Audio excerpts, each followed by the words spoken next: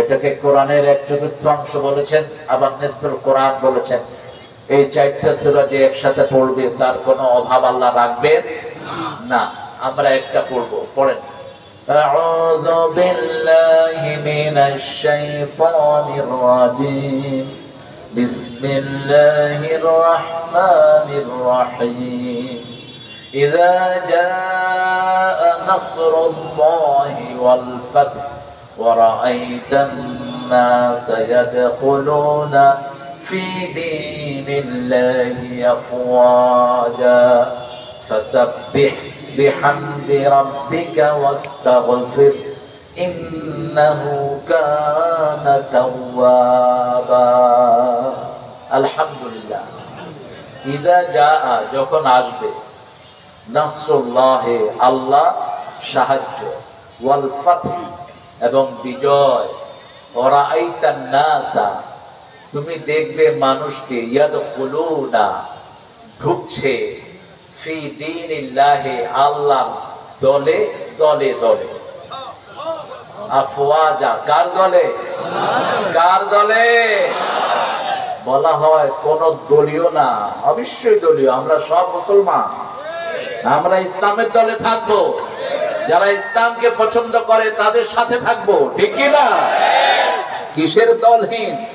মুসলমান কোনদিন দলহীন থাকতে পারে না। আমাদের দল ঠিক করে দিয়েছেন কে? আল্লাহ ঠিক করে দিয়েছেন। তো নির্দলীয় কেন বলেন? নির্দলীয় তো বলবে শয়তান। শয়তান যখন যেখানে তখন সেখানে, যখন যেই রূপ তখন সেই রূপ, ঠিক না? ঠিক। আমাদের একটাই রূপ, লা ইলাহা মুহাম্মাদুর। এই জন্যই আমরা হিন্দুদের মন্দির পাহারা দেই, আমরা কোন মানুষের উপর আক্রমণ হতে দেই না।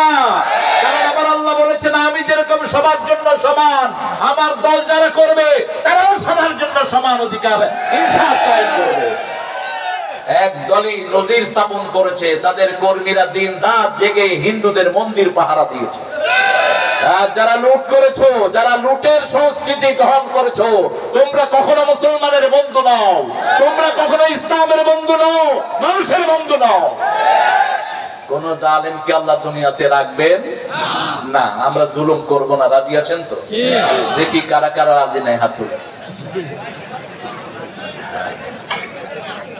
এবার হাত তুলে দেখান কারা কারা জুলুমের বিরুদ্ধে দাঁড়াবেন, হাত তুলে। আল্লাহ হাতগুলো কবুল করেন, আল্লাহ হাতগুলো কবুল করেন। হাতগুলো নামাই। তোমার স্লোগানের তেজ নাই বেশি, আরো জোরে দাও।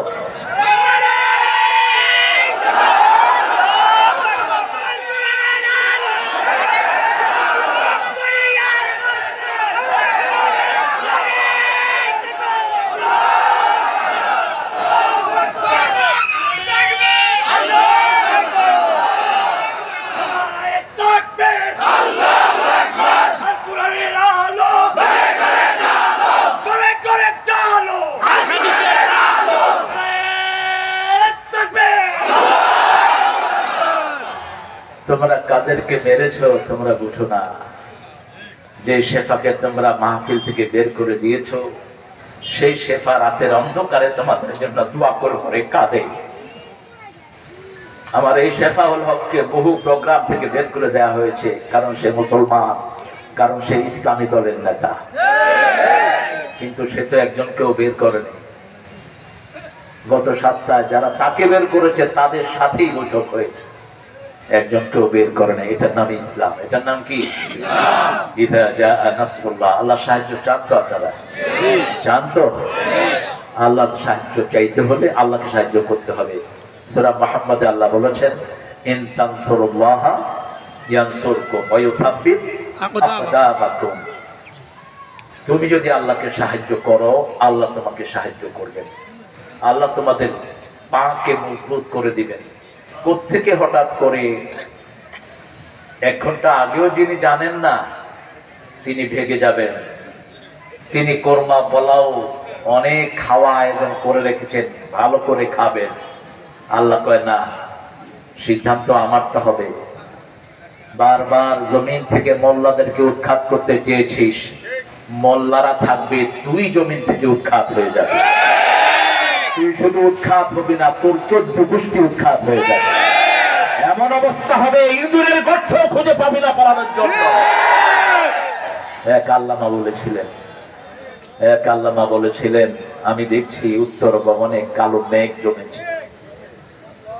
ইত্তাকু ফিরাসাতাল মুমিন ফাইন্নাহু ইয়ানজুরু বিনূরিল্লাহ। মুমিনের দূরদর্শিতা থেকে বাঁচো, তারা আল্লাহর নূর দিয়ে দেখে, তাদের চোখের মধ্যে আল্লাহর নূর থাকে। কিভাবে বললেন কথাগুলো? এমন অবস্থা হবে মামু বাড়ি দিল্লি গিয়ে পড়বা, আর কোথাও জায়গা হয়নি। কোথায় কোথায়? কিভাবে বললেন? এই আল্লামার সাথে আমার জীবনের প্রায় 40-45 বছর কেটেছে। রাতে দিনে আমি তাকে দেখেছি। দিনে মাহফিল, রাতে তাহাজ্জুদের নামাজে দাঁড়িয়ে থাকতেন আল্লামা। আল্লাহ তার কবরকে জান্নাতুল ফেরদাউস বানিয়ে দিন। আল্লাহ তার জীবনের গুনাহগুলো মাফ করে দিন। আমরা ওই ভাইদের জন্য মনের ভিতর কোনো ঘৃণা রাখি না, মুখ ভরা ভালোবাসা রাখি। তোমরা কোরআনে আসো, ইসলামে আসো, আল্লাহকে সিজদা দাও, আল্লাহর জমিনে আল্লাহর গোলাম হয়ে যাও। ঠিক না ঠিক? ইযা জাআ, যখন আসবে আল্লাহর সাহায্য। জাআ বললেন, জাআর সাথে এফর্ট জড়িত। যারা আলেম বুঝবেন, জাআ বলা হয় মানুষের জন্য, আর আল্লাহ যখন কিছু আনান, আল্লাহ আতা বানান, আতা শব্দ ব্যবহার করেন। وَأَمَّا مَنْ أُوتِيَ كِتَابَهُ بِيَمِينِهِ فَسَوْفَ يُحَاسَبُ حِسَابًا يَسِيرًا। আতা মানে হলো যেটা আসতে কোনো কষ্ট হয় না, অর্থাৎ বিনা পরিশ্রমে হয়ে যায়। আল্লাহ রাব্বুল আলামিন দুর্বলতার ঊর্ধ্বে, কষ্টের ঊর্ধ্বে, ইদা আরাদা শাইয়ান আন ইয়াকুলা লাহু কুন, বলা মাত্রই ফায়াকুন হয়ে যায়। ইল্লা মান আতাল্লাহা বিকলবিন সালিম। কিন্তু মানুষ যখন কোনো কিছু অর্জন করতে যায় তখন কষ্টের দরকার আছে না নাই? অসংখ্য কষ্ট। মান জাআ বিল হাসানাতি ফালাহু আশারু আমসালিহা। একটা ভালো কাজ যে করবে 10টা নেকি তাকে দেয়া হবে। ভালো কাজ করার জন্য মনে ইচ্ছা করতে হবে, জায়গায় যেতে হবে, ওযু করতে হবে, ভালো নিয়ত করতে হবে। ঠিক না বেটে? তারপরে কি পাওয়া যাবে? নেকি পাওয়া যাবে। ইযা জাআ নাসরুল্লাহি, যখন আসলো আল্লাহর সাহায্য। যা মানে এমনি আসে নাই। ছেলেগুলো সব কিছু উৎসর্গ করে দিয়ে রাস্তায় নেমেছে।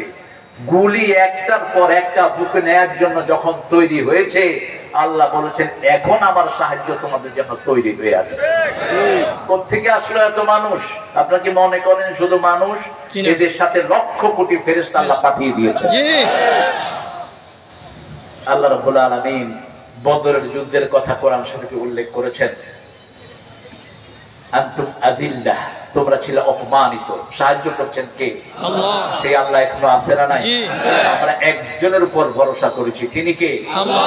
আল্লাহ। আল্লাহ রাব্বুল আলামিন আমাদেরকে সাহায্য দেওয়ার অঙ্গীকার করেছেন। ওয়াকানা হাক্কান আলাইনা নাসরুল মুমিনিন। আমরা যদি মুমিন হতে পারি। ছেলেগুলো মুমিন ছিল, রাজপথে দেখেছেন নামাজ পড়েছে। হিন্দু ভাইরা নামাজ পড়ে নেই, তাদেরকে সুন্দর করে বসে থাকার জায়গা করে দিয়েছে। ঠিক না বেটি? ঢাকা ভার্সিটির একজন শিক্ষক, তিনি বলেছেন ঢাকা ভার্সিটির অঙ্গনে কোরআন তেলাওয়াত হতে পারবে না। পরে তিনি আবার ডেকে নিয়ে বললেন আমার রুমে কোরআন তেলাওয়াত করো। এটাই হলো পরিবর্তন, এটাই হলো ইসলাম। এই ইসলামকে আনার জন্য আমাদেরকে ধৈর্য ধারণ করতে হবে। রাসূলুল্লাহ সাল্লাল্লাহু আলাইহি ওয়াসাল্লাম বলেছেন 3টা কাজ কখনো করবা না। কয়টা? 3টা। কখনো কোনো সম্পদ নষ্ট করবা না। কোন সম্পদ নষ্ট করা হারাম। কারো বাড়ি ভাঙা, কারো ঘর ভাঙা, কারো দোকান ভাঙা, কোনো কিছুতে আগুন দেয়া, গাছের পাতা ছিঁড়া, রাস্তা নষ্ট করা, ক্ষেতের ফসল নষ্ট করা, কোনটাই ইসলামে জায়েজ নাই। 2 নম্বর বলেছেন সময় নষ্ট করা যাবে, সময় নষ্ট করা যাবে না, সময় অপচয় করতে পারবেন না। 3 নম্বর, আপনি কারো হক নষ্ট করতে পারবেন না। মানুষের হক আমাদের উপর আছে। একজনের হক কি? একজন মানুষ, আর কোনো পরিচয় নাই। সে কোন ধর্মে কিচ্ছু পরিচয় নাই। ওই মানুষ আমার কাছে সাহায্য চেয়েছে, তাকে সাহায্য করতে হবে। ওই মানুষের মুখে খাবার নাই, তাকে খাবার দিতে হবে।